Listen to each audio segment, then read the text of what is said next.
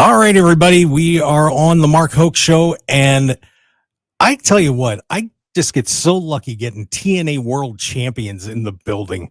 It is exciting, but this one's a little bit special. Yeah, look at that. That belt is so nice. It's so nice. Joe Hendry is in the house, the TNA World Champion. Welcome, Joe. Hello, my friend. How are you? I am doing fantastic. Very happy to have you join us here in Las Vegas. And of course, we're getting ready for TNA Unbreakable, 7 p.m. Pacific time at the Cox Pavilion on the campus of UNLV. And Joe is going to be in a mixed tag team match there with teaming up with Masha Slamovich as he gets to face off with Frankie Kazarian and Tessa Blanchard. So get your tickets, guys, right now. You can go and pick those up at tnawrestling.com/events or other ticket outlets. But let's get them from TNA. But Joe, are you happy being back in Vegas, man? This is where a lot of incredible things have happened to you in your career. Absolutely. This is where I won my first championship in TNA wrestling. It was the Digital Media Championship. I won it in 2022. So now to be sitting here a couple years later with the world title, it's a very good feeling. Yeah, and it's been such an interesting road for you to get there. And I really felt like when I was there at Hard to Kill about a year and a half ago, I just felt like there was something special going on with you, that there was something big was coming. Did you start to get a feel about that when you had the song and the parody and kind of nailed AJ Francis and where everything went from there?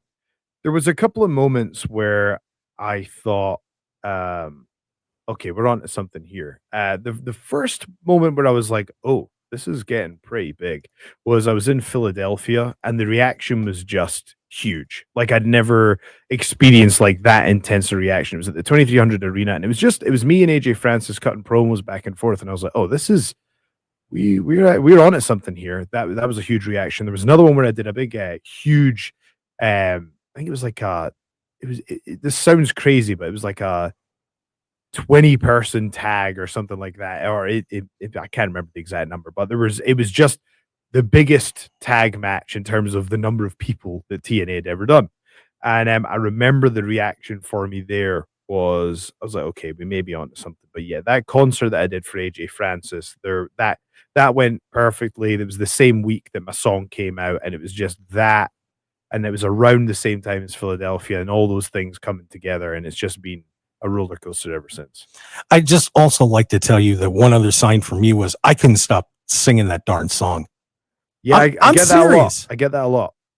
Yeah, it just never goes away. And then when you marketed that, and for people that don't know, you have a master's degree in business and marketing. When you decided to make the push globally, and it ended up being a huge hit, what was the feeling like to see that work out the way that it did? Because it was the number one song in a bunch of countries. Should have hit number one here. We were close, but an amazing marketing ploy on your part that you pulled off. And I can only imagine what was going on through your head when you were seeing the numbers. Well, this is what's interesting about it. You know how you can boost posts on social media and things like that, and you can take out ads on social media. Guess what our total spend was for that campaign? I'm going to say zero. It was absolutely $0. We have never spent money promoting the song.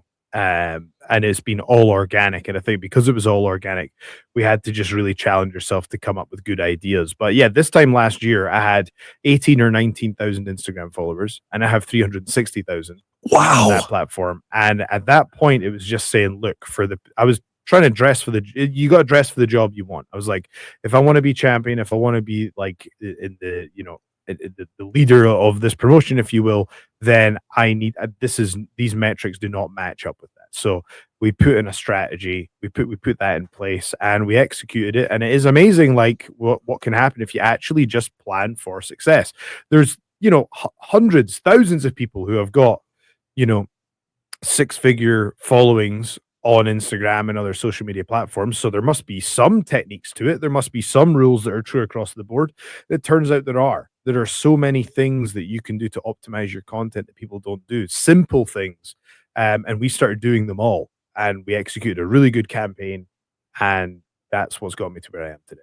Do you want to give anybody tips out there about how they could do what you did? Sure.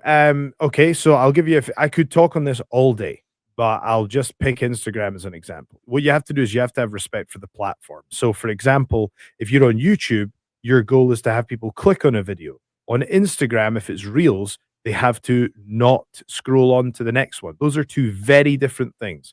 YouTube is a destination, whereas for something like Instagram, you must hook them in the first half a second, in my opinion. So if I'm thinking, oh, I do the spin around in the video, you'll notice on my posts, you don't see the full spin. And then I start whatever I'm doing. Like I did a viral post the other day. It's at 500,000 hits on Instagram, which there was a bunch of people dressed as Joe Hendry singing the song. The song doesn't start with us facing away and then spinning around.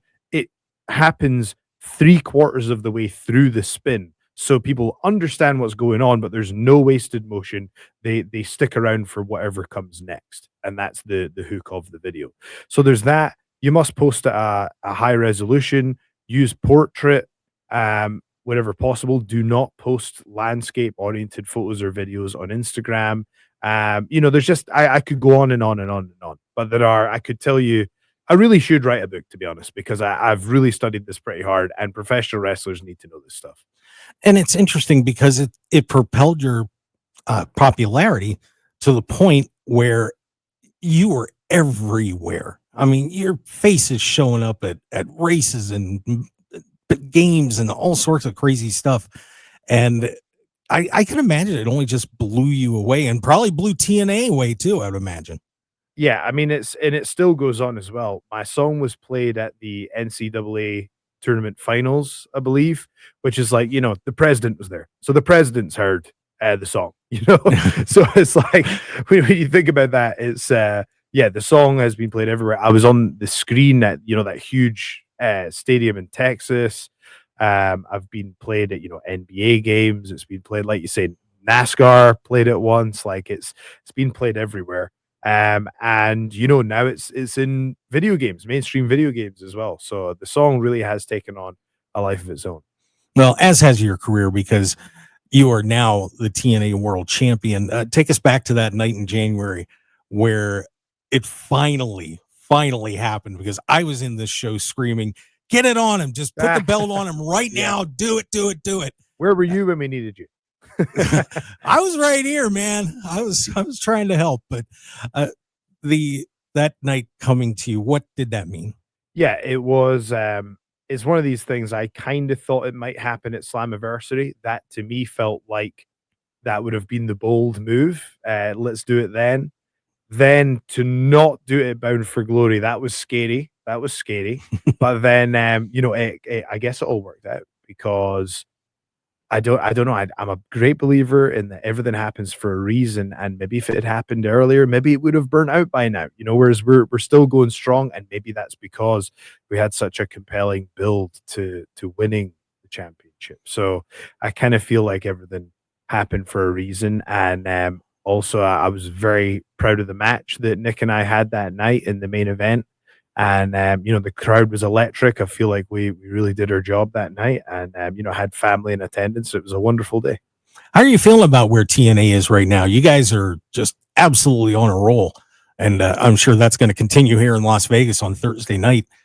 It's been a heck of a ride for you guys. The stands are full, and and there were times where that wasn't going on. So what do you think about the focus of the company right now? Absolutely. I completely agree. It's a phenomenal time for the company. Business is up. And, your title reign can be defined by a number of different things. When people think of Joe Hendry as world champion and the Hardys as tag team champions, I want people to think of that era as, when business it went up. That I feel like we have such upward momentum right now. And my job as the champion is to bring as many people to TNA wrestling as possible, to bring as many eyes to the product as possible, and to contribute in that way, and to help the company grow and the business grow. And I feel that we're doing that every single show that we do. I feel that we're delivering that now. We have huge momentum. And we're on the Mark Hoke Show with TNA World Champion Joe Hendry. Then you got to mess around here with NXT and going on the Royal Rumble as well. the appearances on NXT were pretty awesome, but Joe, I can't imagine you are ever going to forget that night at the Royal Rumble. I mean, getting to have that fun with Sheamus and then standing there across from Roman Reigns. What was going through your head that night, and how are you feeling afterward? I mean, yeah, it's pretty wild. You know, if again, I couldn't get on a TNA pay-per-view a year ago, whereas, you know, fast forward to the Royal Rumble and I'm facing off with Roman Reigns in, you know, what was, I believe, the third most watched PLE of all time, or the third most attended PLE of all time, if, on a single day, if I do recall correctly. But in terms of viewership, I please don't quote me on this. It may or may not be, but it was certainly one of the most viewed professional wrestling events of all time. So, yeah, that was a huge honor. 70,000 people. I still haven't had time to process how amazing that was. I can imagine. I mean, that, and so, like you said, from being where you were until standing in that moment, man, It's great though. Like that's my whole brand, is that anything is possible when you believe in yourself, you know. And I really do believe that. I've always thought that I could do these things. And so it's for it to actually happen. And you know, I get messages all the time from people saying that they've been inspired by that. And it hasn't worn off. Like it's still every day I wake up and I just think it must be a dream of some kind. Like I had these visions when I was a teenager that I'd be doing all this stuff, but you get to a point in your 30s, your mid 30s, where you're like, you know, maybe I need to readjust what the dream looks like, and then nope, you know, there were other plans for me. So very grateful to be in the spot. how are you feeling about the relationship with WWE and TNA? Because, you know, there's some people that are critical about it, and some people really like it. What do you? You've certainly benefited from it, but you know, but overall, How do you think I feel about it? I feel pretty darn good. I look, at the end of the day, it's phenomenal for business. It's phenomenal for business. It's phenomenal for the fans. It's exciting matchups. It's tremendous for both companies. As someone who is on the inside and can see how this benefits us from a month to month basis, I think it's a wonderful thing, and I'm very grateful for it. It's changed my life. So, one thing that I always get excited about when I get a guy in that has wrestled amateur, you know, freestyle, Greco-Roman, folk style, I love to ask, what do you carry over from your background in there? And of course, very successful amateur wrestler. What do you carry into the ring from that? And how does it help you when you're trying to do different things in the ring, as opposed to maybe somebody that doesn't have that background? The answer is nothing really, Oh, really? because Okay. you know, who I am in the ring just couldn't be further away from who I was as an amateur wrestler. I started amateur wrestling after I started professional wrestling. So I started amateur wrestling at 27 years old. And I remember everyone telling me, you can't do it, you can't start a sport at an elite level at that late an age, you can't do it. Whereas I saw a window of opportunity. I looked at the competition and I was like, because if you think about it, what is uh the average person who does sports, what weight do they walk around at? You're probably going, 170, 180. Okay. Well, then they start training intensely for amateur wrestling. You're going, okay, so they're 160, 170. So you find most of the competition is in that 160 to 175 pound range. Now, if you look at the heavyweights in UFC, you know, it's like the higher up that you go, the less depth there is in the field of competition. So my viewpoint was, if I go in at the highest weight class possible in the United Kingdom, how many people are there that I really have to worry about competing with here? And there was maybe 10, you know? And then I just spent 3 years going, I'm going to try my absolute best. I have like, for me, like you know, one thing that I'm very grateful for is I am unusually strong. Like I'm just, for some reason, I am unusually strong. I've squatted 500 pounds. I've deadlifted 500 pounds. I've done lifts on, like, you know, two people at the same time in the ring. I'm much stronger than I look. So I knew I had this weird strength thing going on.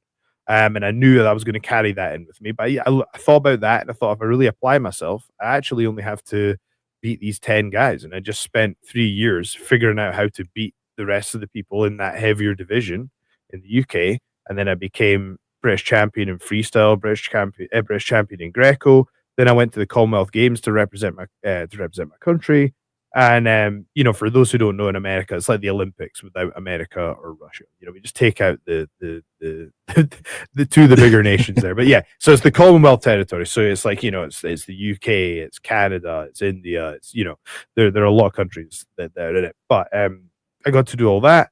And the reason I started amateur wrestling was because at the time, CM Punk had signed with the UFC, an incredibly lucrative deal. And at the time, I thought, one, if I become a high-level amateur wrestler, then I'll probably be used in a slightly different way on the show, and I'll be taken as a credible threat. But also, it gives me options. Like, I just looked at what CM Punk did, and I was like, well, you know, I'd like to have those options down the line. So that's why I did it back in, I think I must have started that in 2015. Oh, very cool. But no professional wrestling connection whatsoever. So I think it's just because I'm the guy that sings and spins around, you know. So it's like, I think that it's interesting you bring that up. It's probably something I should pay more attention to be honest. I should bring something. Yes. I'll think on that. Start throwing some people around. Yeah. Man. Yeah, it's a good suggestion. Thank you. Occasionally I have a good idea, Joe. And of course, once again, we're on with Joe Hendry, the TNA World Champion. And, you know, the Scottish culture, and, you know, we're starting to see a lot of top people coming out of Scotland. It's pretty exciting to see that. And I'm part Scottish, so that makes me happy. But I wanted to ask you something. Have you ever done the Highland Games? I've never done the Highland Games. Wow. I've never done that. I got to see you do a caper toss, man.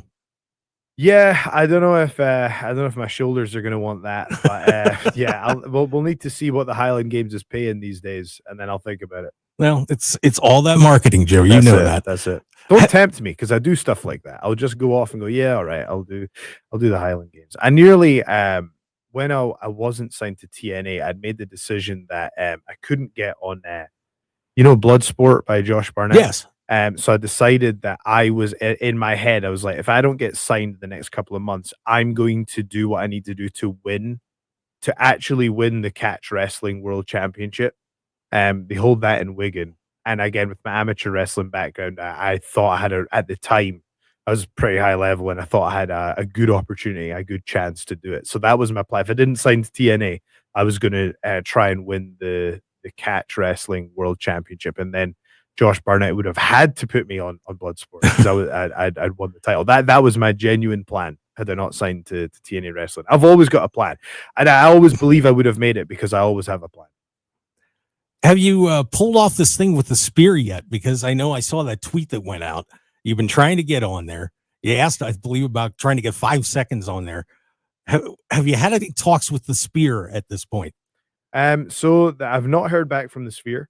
I am willing to pay for a pro rata. I'm willing to pay a pro rata rate to get an advertisement on the Sphere.